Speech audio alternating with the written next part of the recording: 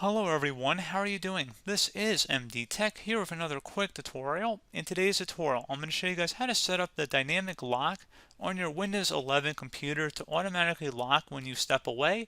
So if you have a compatible device that uses Bluetooth and you've stepped away from your device, then Windows should be able to detect that and then it should automatically go into sleep mode or lock.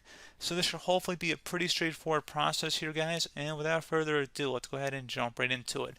So we're going to start off by right clicking on the Windows icon, and then you want to select Settings.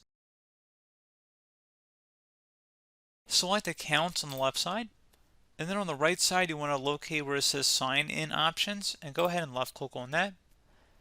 Now you want to scroll down underneath Additional Settings and then Dynamic Lock. Click inside of there. So if you want Windows to automatically lock your device when you're away, go ahead and check mark inside of here. Otherwise you will uncheck that option. So again, pretty straightforward process. You don't have to click on save or anything. Just make sure it's check marked in there.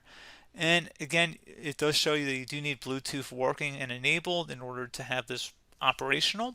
So pretty straightforward process here, guys. Do hope I was able to help you out, and I do look forward to catching you all in the next tutorial. Goodbye.